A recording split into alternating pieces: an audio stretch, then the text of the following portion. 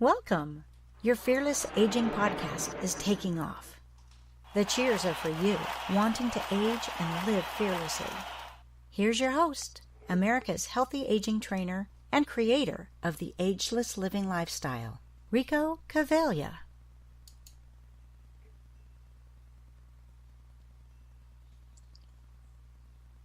Hello, this is Rico Cavaglia, America's healthy aging trainer and creator of the Ageless Living Lifestyle, and this is your Fearless Aging podcast. And in this episode, this is something I've just been thinking about recently, and so I thought it might be helpful for you to share my thoughts on this subject. And the title of it is It's Beautiful. And what I'm talking about here is this amazing, beautiful universe and system that we are part of. Is this Martin, the bass man? Actually, Lopez? think about this. We live in this infinite, amazingly beautiful, created universe that's infinite. It goes on forever. And I think that I think it's important to just think about that for a moment. You know, when the mathematicians first came up with the concept of infinity, I think that was brilliant, because if you think about it, how can there be an end of the universe? If you say, well, it goes out this far, and then that's the end of it, well, then what's after the end? There's something still, so there can be no end to it. It is infinite. I know. It's just that, when we're in this three-dimensional body here, in this physical body on Earth, and we're used to beginnings and ends. So we're used to that something starts here and it ends there.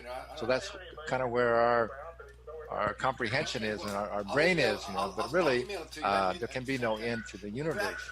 And so it's an amazing, beautiful system. And what's so really beautiful about it is that we are part of this.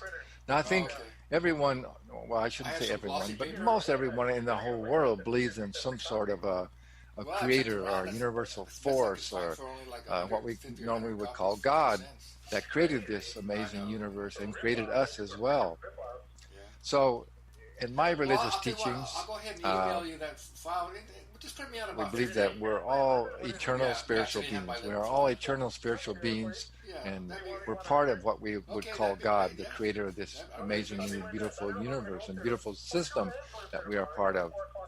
And that we are here on Earth in this physical body to have these, and first of all, on this amazingly beautiful planet.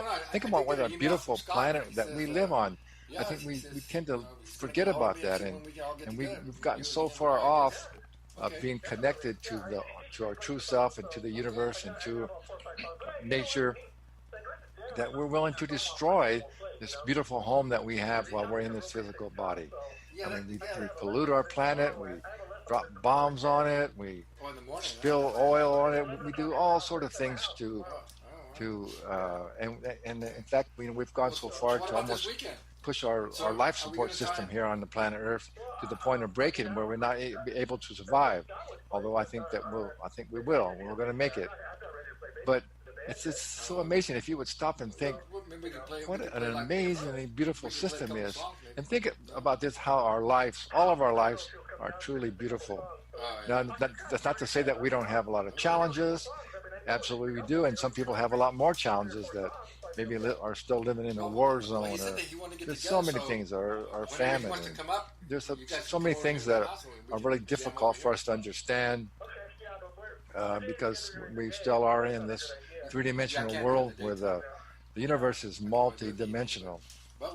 So it's hard for us to understand the reason why certain things are, and certain challenges, why people are where they are and what we have to deal with. But there's a reason for it, and there's a purpose, and eventually it'll all work out. So again, the belief that I believe seems to be the truth is that, again, we're all spiritual beings here for a purpose, and that we're here to learn and to grow and to have certain experiences and to live out our purpose and help to make a difference on this planet. And then when it's time to go, what's normally called death, which I'm now calling graduation. The reason I came up with that term is because actually life is all about a learning experience. We're always constantly learning, whether we're in a formal school or not. And I can say for myself, even here now at age 77, I'm learning more than I ever have ever in my life.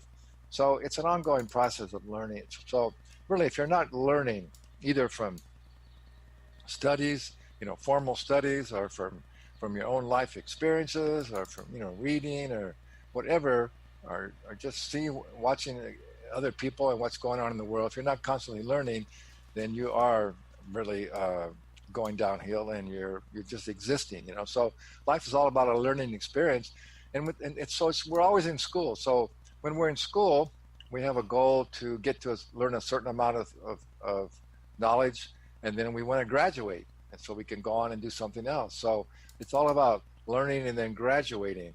So I think I put those two together, that since we're lifetime learners here on this planet, eventually we need to graduate, and that's what death is. Maybe we've been here long enough to learn what we can and do what our purpose is, and then we graduate and go back to spirit, and then we get to come back again. And the teachings that I believe in that come from yoga, from the great teacher Yogananda, who brought the real science of yoga to America, maybe back in the 1920s, I think it was. So, but this science of yoga says that we, as much as we raise our consciousness, as much as we learn in one lifetime, then when we decide we want to come back again, even though we forget that we were here before, but we actually start at that consciousness again, so we don't have to make the same mistakes, and we don't have to learn what we've already learned. Eventually, as we age again, we'll keep advancing. And I guess the system is that we advance as far as we need to be to become enlightened and become our true spiritual selves, and then maybe we don't need to come back anymore, or we've served our purpose, or maybe we do, to have the enjoyment of having the experiences of having this beautiful body and be on these physical beautiful planets. I don't know. I guess we'll find that out when we graduate, when we do our ultimate graduation. But so it's really a beautiful system. It's a beautiful system, and because we don't really innately understand this. Well, we do innately understand, I'm sorry, but on the surface, we're not taught this, and we don't really learn this. So we're still living in a lot of fear here, and people are so stressed out over what their life's about and what's going on, and we're so attached to this physical world that's why we don't see our life. It's so beautiful, and it's like the saying that you can't see the forest for the trees, and that's kind of what it is. You can't see the big picture, this big beautiful picture that we are part of. That again, we're eternal spiritual beings. We're part of this beautiful, amazing universe, and it's just what is. That's just what is, and we're part of it.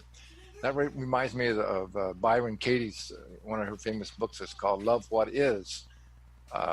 She's a great teacher, and she still teaches what she calls the work, and that's all about raising your consciousness and being just what we're talking about, realizing what a beautiful system and a beautiful universe that we're in, and that we're part of it.